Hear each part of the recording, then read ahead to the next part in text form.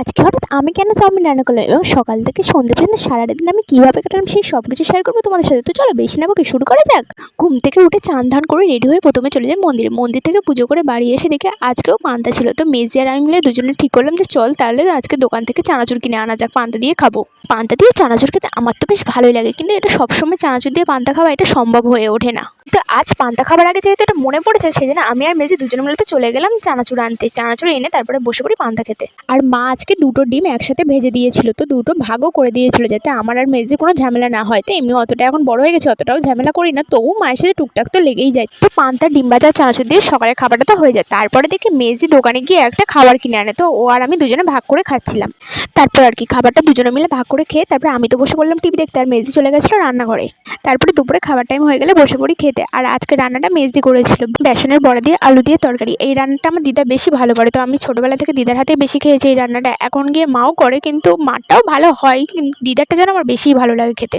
কিন্তু আজকে রান্নাটা তো দিদা মা কেউই করেনি, আজকে মেজদি করেছিল। তো যাই হোক খেতে ভালোই হয়েছিল। তারপরে দুপুরে খাওয়া হয়ে গেলে আমি চলে যাই পড়াতে, পড়িয়ে টড়িয়ে বাড়ি এসে তারপরে আমি আর মেজদি দুজনে মিলে চলে যাই দোকানে। দোকান থেকে বাড়ি এসে আমি বসে পড়ি আলু কাটতে। কয়েকটা দিন ধরে স্কুলে টিফিনে ছোটোবেলায় যখন হলুদ হলুদ চাউমিন নিয়ে যেতাম, ঠিক তেমন আমার খেতে ইচ্ছা হচ্ছিল। এমনিতে আমাদের বাড়ি টিফিন সব আমার মেজ দিয়েই করে, তো আজকে আমার মেজ বলে তাহলে আজকে চাউমিনটা তুইই করে দেখ। তো আমি ভাবলাম ঠিক আছে করেই দেখা যাক, কী হবে পরে দেখা যাবে। তো মা বললো ঠিক আছে তাহলে আমি আলুগুলোকে কেটে দিচ্ছি, আর মেজদি চাউমিনটাকে সিদ্ধ করেই দিয়েছিল।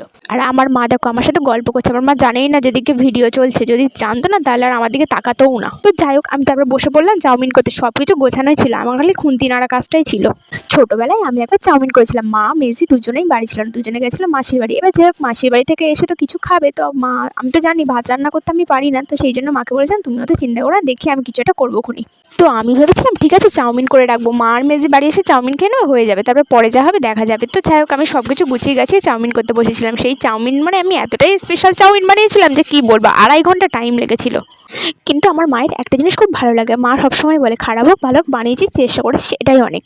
যাই হোক তারপরে আমার চাউমিন রান্না হয়ে গেলে তারপরে আমি চাউমিন নিয়ে বসে পড়ি খেতে।